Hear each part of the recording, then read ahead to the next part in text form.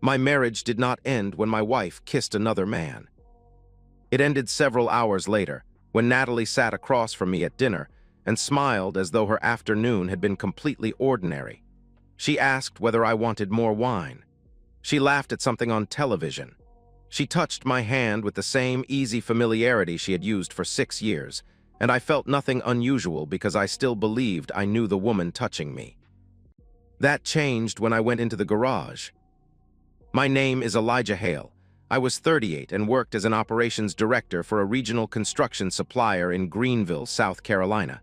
I grew up in a home where money was respected because it never came easily. My father drove the same truck for 11 years. My mother clipped coupons every Sunday. They taught me that discipline was not coldness. It was how ordinary people protected what they loved. By 32, I had bought the house on Whitfield Lane with savings accumulated over a decade. I also owned shares in the family supply business my father had helped build. Neither made me rich, but both represented years of early mornings, delayed pleasures, and careful decisions. I met Natalie that same year. She was 30, restless, charming, and working part-time for an event planning company. We married 2 years later.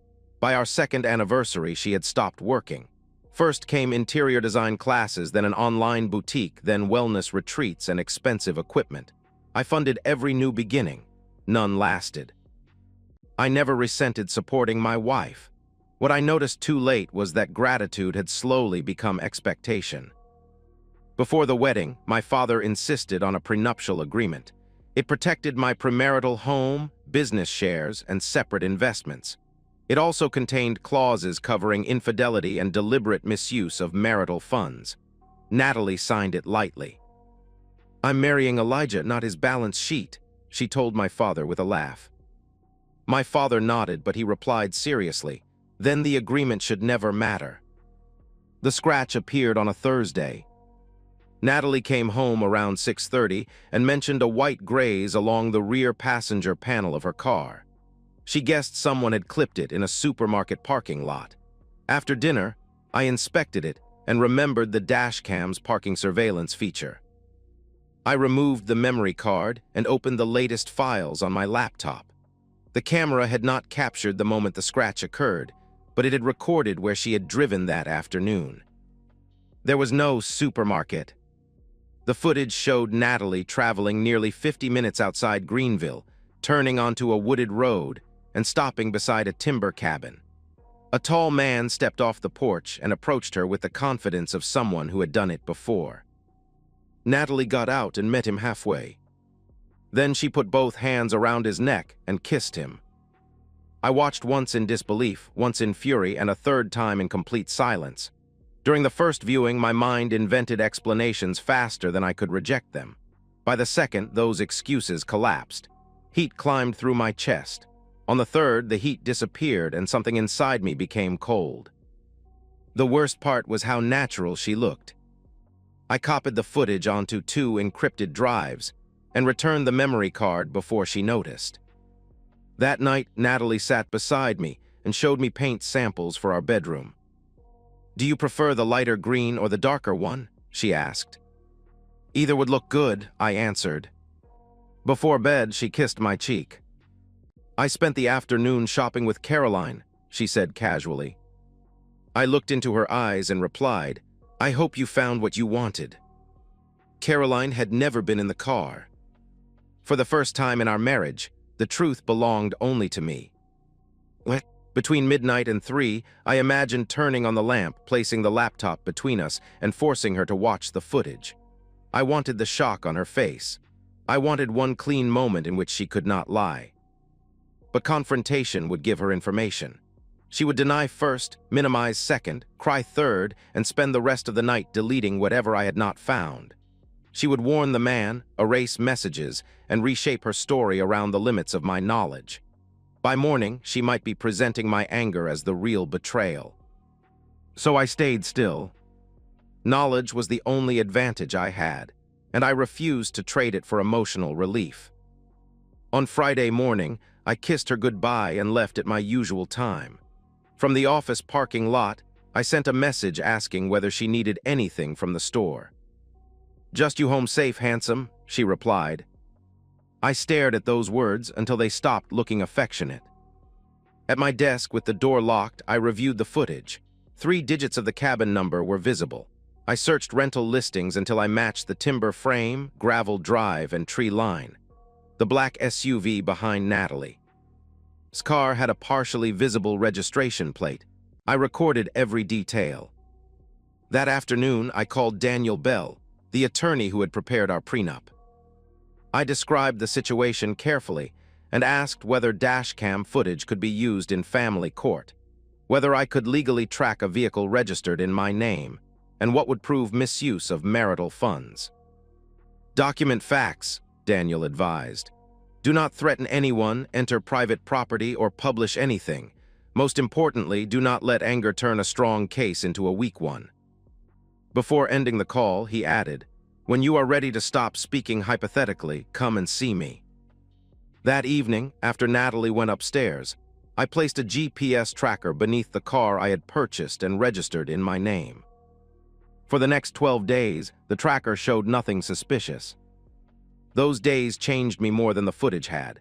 I learned how suspicion infects ordinary life. Whenever Natalie carried her phone into another room, I noticed. Every shower seemed too long. Every affectionate gesture felt rehearsed. I hated becoming a man who measured pauses, checked timestamps, and heard deception inside harmless sentences. More than once, I nearly removed the tracker and confronted her just to end the waiting. Each time, I opened the copied footage and watched the first few seconds. That was enough to remind me that patience was not weakness. It was protection. On the Wednesday evening before the tracker finally moved, she cooked my favorite meal and suggested a weekend in Charleston. "I thought we could take Friday off and get away," she said. "I'll check my schedule," I replied. For one dangerous hour, I almost convinced myself that the cabin had been a single act she regretted.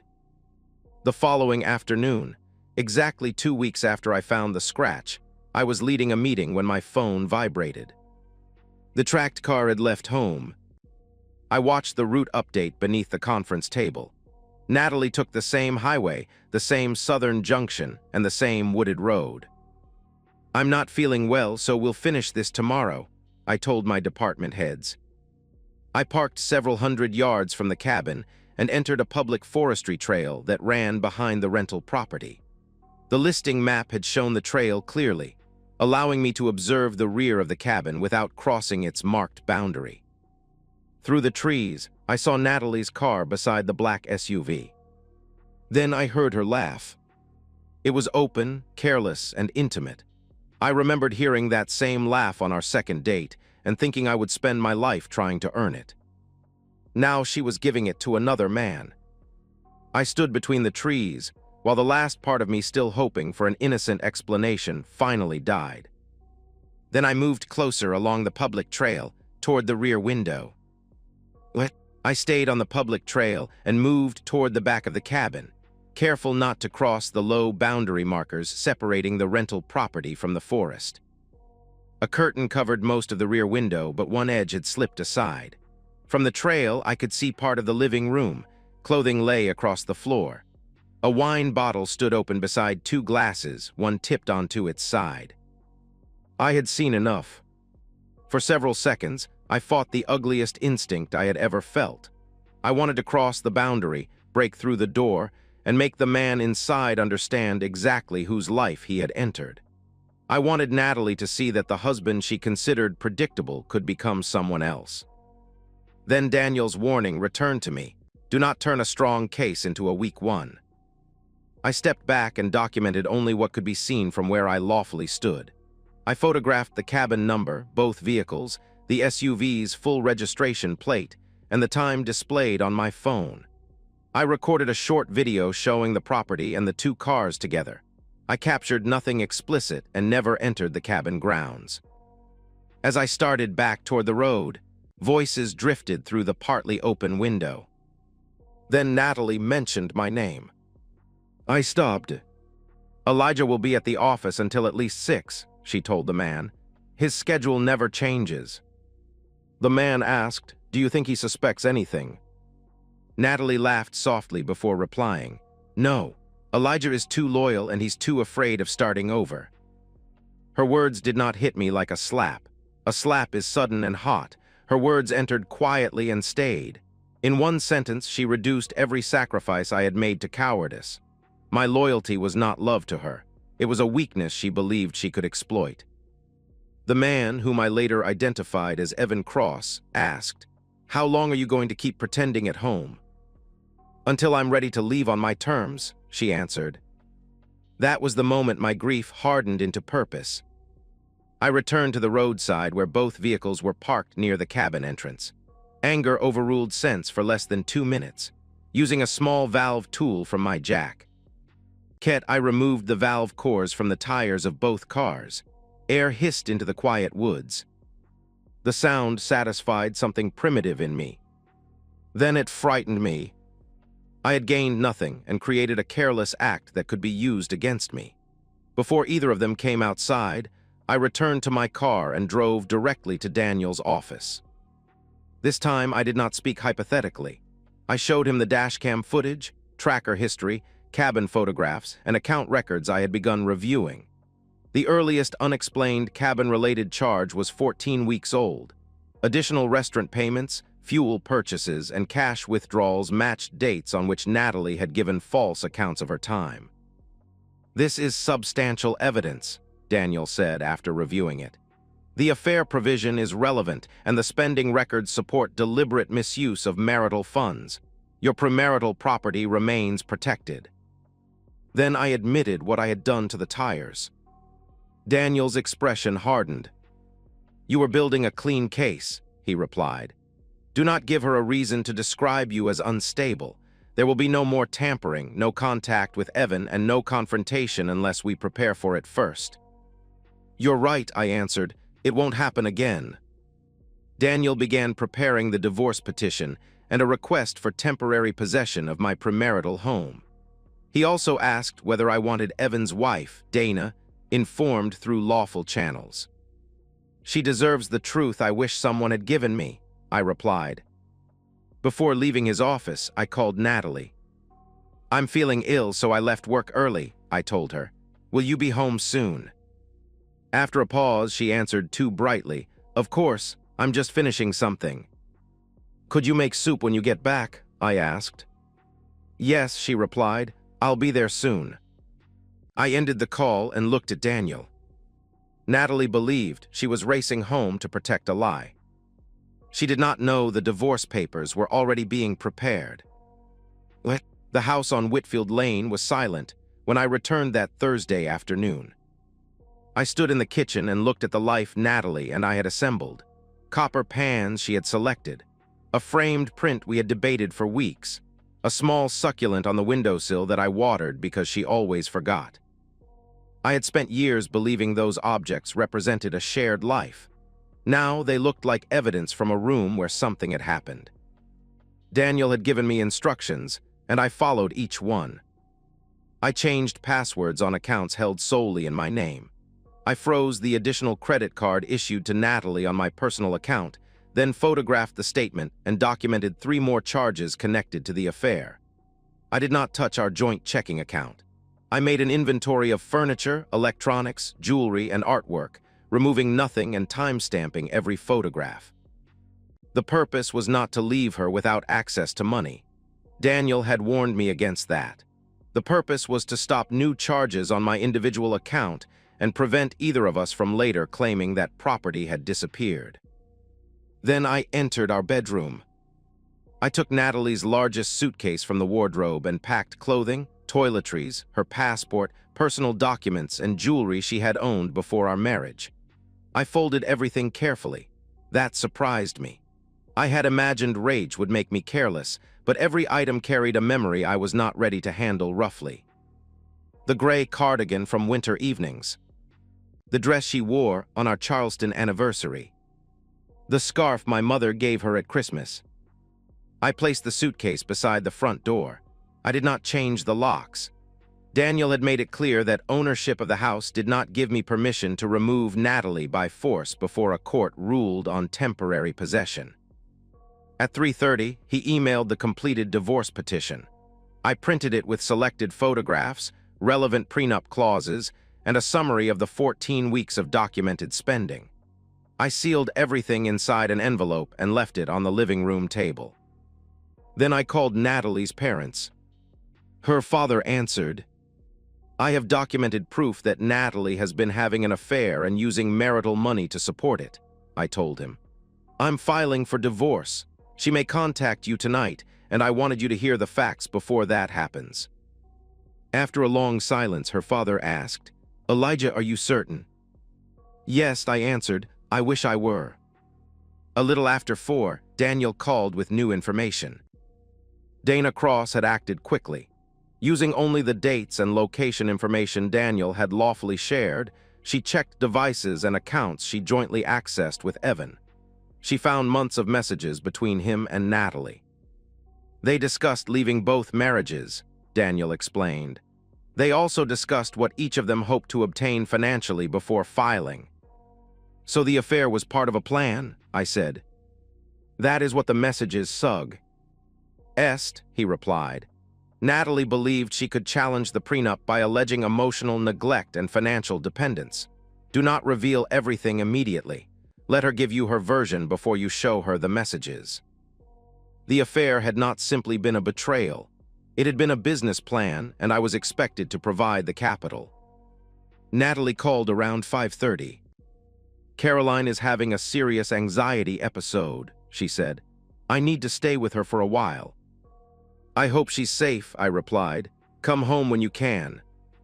2 hours later, she called again.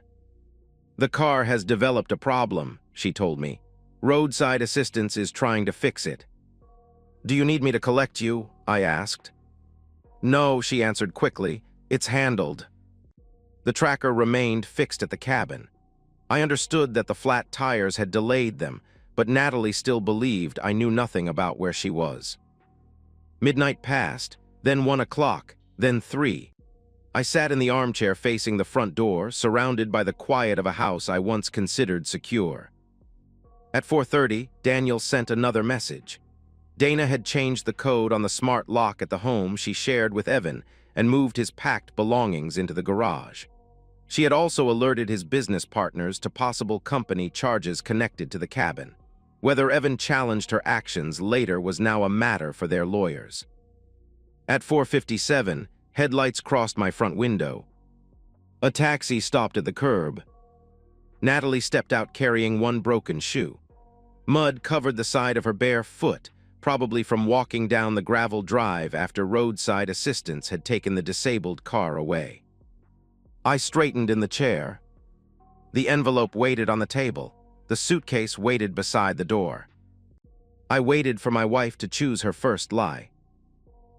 The key entered the lock slowly. Natalie opened the door with the caution of someone still deciding which expression to wear. One lamp illuminated the envelope on the table, the suitcase in the hallway, and my face. She stopped. Her clothes were creased. Mud streaked one shin. She carried a broken heel, and dried mascara marked the skin beneath her eyes. I let the silence stretch. Long lunch, I said. Her face changed as she selected a story. Caroline had a serious anxiety episode, she explained. I couldn't leave her alone. Which hospital treated her? I asked. She refused to go, Natalie replied. Who else was with you? I asked. No one, she answered. Where does Caroline live? I continued. Natalie named a street on the wrong side of Greenville. I placed the envelope between us. Open it, I told her.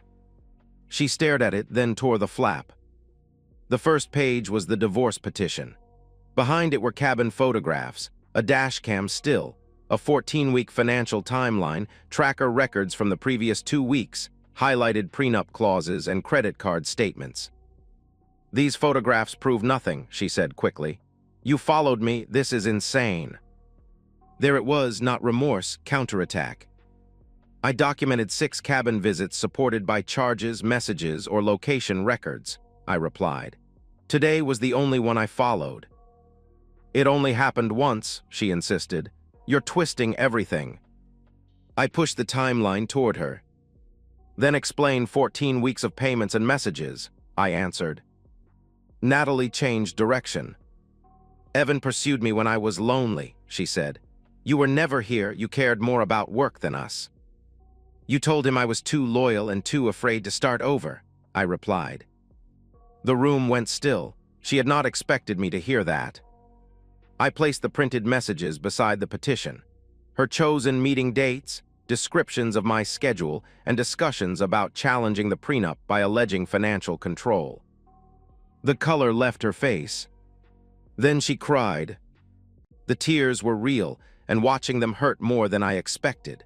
Betrayal does not erase memory. Part of me still recognized the woman who had held my hand through my father's surgery. Natalie reached for me. I'll end it with Evan, she promised. I'll go to counseling, I made a mistake. I stepped back. A mistake is one bad decision followed by honesty, I answered. You made choices for 14 weeks and built lies around them. I love you, she whispered. No, I replied. You loved what my loyalty allowed you to avoid. When I told her I had spoken to her parents, she stared at me. You called my father, she asked. Yes, I answered. I told him the marriage was ending and why. That was private, she snapped. Our marriage was private too, I replied. You invited Evan into it. Then I told her Daniel had contacted Dana Cross. Natalie's phone rang. Evan's name appeared on the screen. Answer it and use the speaker, I said. She hesitated, then obeyed. Dana changed the code, Evan said frantically. My things are in the garage, and my partners are asking about the cabin expense. I need somewhere to stay. What do you expect me to do? Natalie asked. Can I come to your house? He replied. Natalie looked at me as though I were still responsible for solving everything. I pointed toward the suitcase. I packed your personal things, I told her. I am asking you to stay elsewhere tonight. I have not changed the locks and I will not touch you. If you refuse, I will leave and let the court decide possession. You're throwing me out at 5 in the morning, she accused. I am asking you to leave the house you plan to take from me, I answered. I'll challenge the prenup, she threatened. Your lawyer can review the evidence, I replied. You're humiliating me, she said. I am refusing to hide what you did, I answered. I have nowhere to go, she whispered. That is not a situation I created, I replied. Evan kept asking whether he could come over. Natalie lifted the suitcase. At the threshold, she turned back. Please, Elijah, she said, let me sleep here tonight. For 1 second, every year of our marriage stood between us. Mercy could become another delay and another chance for manipulation. I spent 14 weeks sleeping beside a stranger, I replied. You can spend 1 night somewhere else. She stepped onto the porch barefoot. I don't have anywhere, she told Evan. I can't deal with this tonight, Evan replied before ending the call. The man for whom she had risked everything had abandoned her as soon as she became inconvenient. Natalie called her father from the porch. He agreed to collect her but made clear she could stay only temporarily. She took the suitcase and walked toward the curb. I closed the door only after she chose to leave. I expected triumph. Instead, I felt exhausted. Beneath that exhaustion was the first clean breath I had taken since opening the dashcam file. For years, Natalie had mistaken patience for weakness. At 5 in the morning, she finally learned the difference. The divorce threatened to become hostile during the first 2 weeks. Natalie accused me of emotional neglect, financial control, and humiliation. She claimed the prenup was coercive and that my work schedule had made her dependent. Then her attorney reviewed the footage, messages, account records, and the signed agreement. The accusations stopped. The prenup held. I kept the house, business shares, and investments I had owned before the marriage. The misuse of marital money weakened her position further. Natalie received her personal possessions, the car after refinancing it, and her portion of our joint savings. She received no share of my house or business and no continuing support. Her parents allowed her to stay briefly, but refused to finance her. Caroline offered a room, then asked her to leave after discovering the false alibis. Natalie rented a studio and took a receptionist position at a dental clinic. Honest work was not her punishment. The consequence was supporting the life she had assumed my loyalty would always finance. Dana proceeded with her divorce from Evan. His business partners pursued the cabin expenses, and he sold his SUV to cover legal costs. Without secrecy, comfort, and fantasies about other people's money, his relationship with Natalie collapsed within weeks. Natalie sent messages. Some were apologies, others were accusations disguised as apologies. I forwarded each one to Daniel and never responded. I spent the months learning to live in my own house again. I cooked for one, reconnected with friends, and watched afternoon light move through the west-facing windows. I kept watering the succulent Natalie had always forgotten. Revenge did not feel like celebration. It felt like clarity. Natalie had believed my patience was permanent and my forgiveness automatic. She was wrong. The papers were filed, the door was closed, and I was no longer waiting behind it for her to come home.